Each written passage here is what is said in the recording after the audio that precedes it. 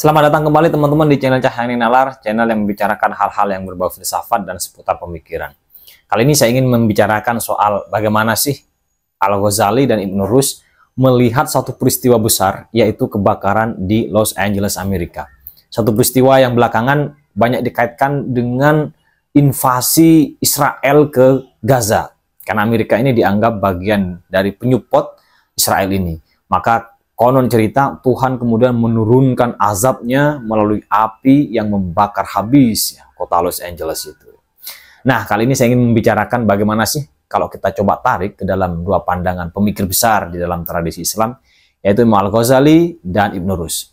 Ikuti terus videonya. Pertama-tama tentu saya ingin mengucapkan bela sungkawa juga ya kepada para masyarakat Los Angeles, Amerika Serikat. Tentu saja tidak semua dari mereka menyetujui invasi Israel kepada Gaza ya. Tentu saja dari sebagian mereka tidak semuanya bagian dari rezim Amerika Serikat, karena bisa jadi sebagian dari mereka adalah anti terhadap rezim Amerika Serikat ya. Tetapi karena bencana, maka bencana tidak akan memilih siapa yang kemudian pro rezim Amerika Serikat dan yang anti Amerika Serikat. Ya, bencana kemudian menyikat habis gitu kan. Nah, karena satu peristiwa itu lalu kemudian banyak memunculkan spekulasi yang menurut saya perlu kita jelaskan ya. Ada yang mengatakan ya itu azab dari Tuhan. Menurut saya ini terlalu simplifikasi, lalu seolah-olah Tuhan kemudian hanya sebatas menurunkan azab begitu ya. Dan ini untuk menjelaskan bahwa kita tidak mampu membuat semacam perlawanan terhadap Israel dan Amerika Serikat. Sehingga ya solusi terakhirlah yang kita berikan biar Tuhan yang memberikan balasan gitu. Tuhan yang turun tangan. Ini solusi terakhir yang kemudian karena kita sudah tidak mampu lagi, tidak bisa ngapa-ngapain lagi dalam kondisi ketakberdayaan. Maka sebetulnya jawaban ini adalah kondisi kita lari dari sebuah ketidakmampuan kita sendiri, lalu kemudian memunculkan Tuhan, menghadirkan Tuhan. Ini sebetulnya menurut saya kurang religius, karena pendekatan-pendekatan dalam praktik sejarah yang pernah ditunjukkan di dalam peradaban Islam sendiri, mereka tidak begitu menurut saya. Mereka melakukan upaya-upaya perjuangan terlebih dahulu, ikhtiar yang besar terlebih dahulu, perlawanan yang besar terlebih dahulu. Itu terbukti dari misalnya apa yang pernah dilakukan oleh Sultan Mehmed II ya, yang kemudian mendapat gelar Al-Fatih, sang penakluk, ketika dia berhasil menaklukkan Konstantinopel. Dia menghadapi habis-habisan Kaisar Konstantinopel, yaitu Konstantin ke-11 ya, dan ternyata menang juga dalam sejarah itu. Nah, ini menurut saya satu peristiwa ini terlalu dipaksakan, seolah-olah tidak ada peristiwa sebab akibat di situ ya, seolah-olah Tuhan turun tangan kemudian membakar hutan dan rumah-rumah orang. Ini menurut saya suatu pendekatan mistik, pendekatan magis yang terlalu naif menurut saya. Nah, karena itu saya mencoba ingin menghadirkan dua pendekatan ya, pendekatan Imam Al-Ghazali dan pendekatan Ibn Rus. Imam Al-Ghazali ini pendekatannya memang agak bernuansa teologis ya. Dalam bahasa banyak orang disebut okasionalis ya. Dimana apa yang terjadi di dalam kehidupan ini ya serta-merta ada kaitan eratnya dengan sebab tunggal yang bernama Tuhan itu. Jadi orang mati, kalaupun kepalanya terpotong, kata Imam Al-Ghazali itu di dalam kitab Tahafut Al-Falasifah bagian ke-17 ya, kalau Tuhan tidak menginginkan dia mati, ya tidak akan mati. Api itu, walaupun dia hakikatnya membakar, tetapi kalau Tuhan menginginkan api tidak membakar, maka api tidak akan pernah membakar. Itu yang terjadi pada peristiwa dibakarnya Nabi Ibrahim yang kemudian dianggap sebagai sebuah mukjizat. Jadi dengan demikian sebab utama dan sebab tunggal dari segala yang ada ini adalah Tuhan. Tuhanlah yang berkuasa, Tuhanlah yang berkehendak. Ini yang oleh banyak orang kemudian disebut okasionalis. Tetapi sebetulnya menurut saya tidak senaif itu juga Imam Al-Ghazali, karena di beberapa kesempatan dia mengatakan bahwa ilmu pengetahuan itu penting. Nah, apa dalam konteks ini? Berbicara ilmu pengetahuan berarti penyelidikan terhadap satu sebab atas peristiwa-peristiwa yang terjadi.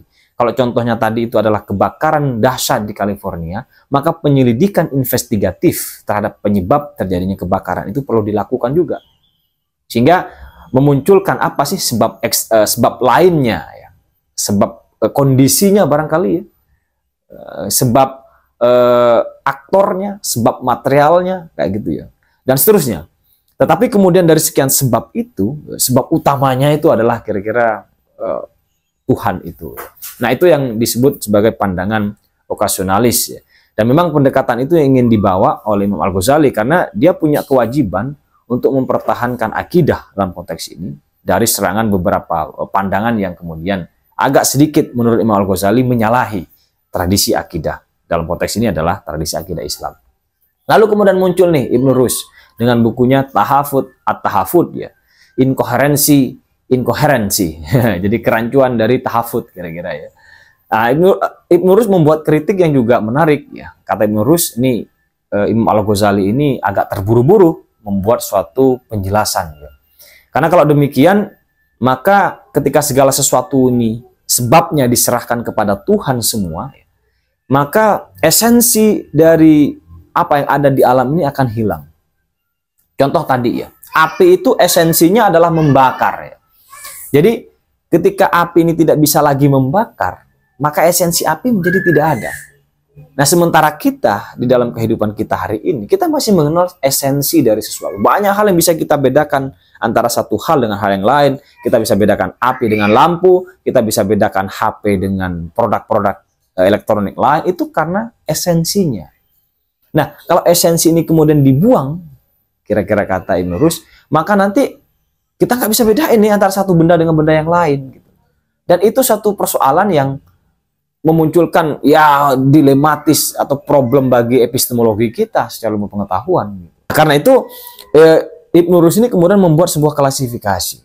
Karena apapun alasannya, kalau kemudian segala sesuatu itu disebabkan atau diasalkan kepada esensi dari sesuatu itu, ya, api bisa membakar karena esensi api membakar, dan karenanya semuanya akan dibakar oleh api, tetapi ada peristiwa mukjizatnya. Ya tadi itu misalnya Nabi Ibrahim yang kemudian tidak terbakar ketika dibakar. Lalu bagaimana Ibn Rus menjelaskan suatu peristiwa itu? Nah, ini problemnya.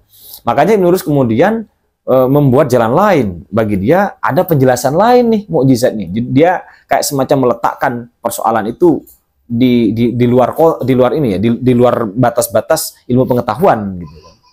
Walaupun itu tetap bisa dijelaskan, tetapi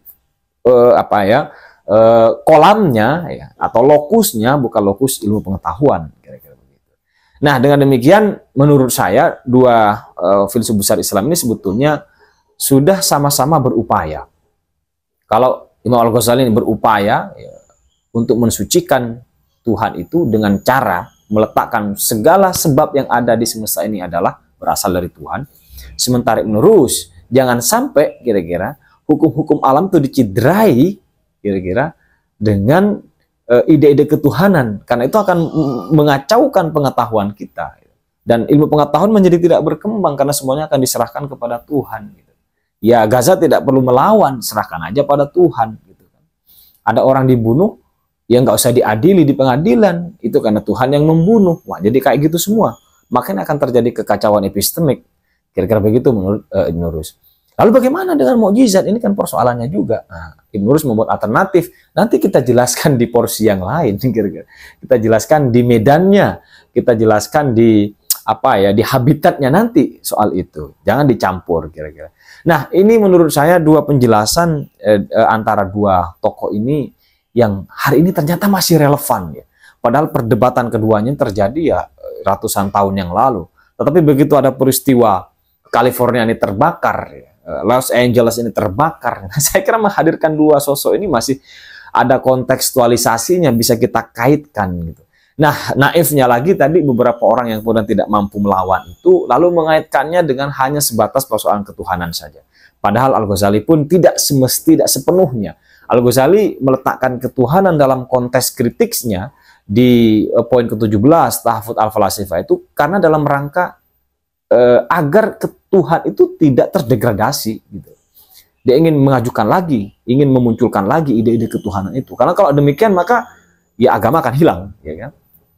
Nah, sementara Ibn Rus mencoba mengeliminir dampak dari yang disampaikan oleh Al-Ghazali itu agar kemudian ilmu pengetahuan tidak mati.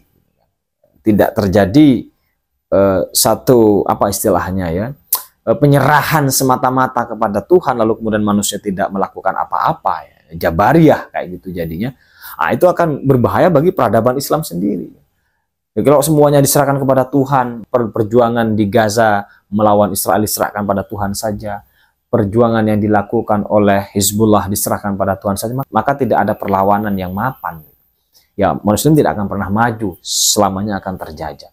Ini yang bisa kita ambil dari dua sosok ini, kaitannya dengan terbakarnya Los Angeles dan peristiwa yang terjadi di Gaza dan Lebanon.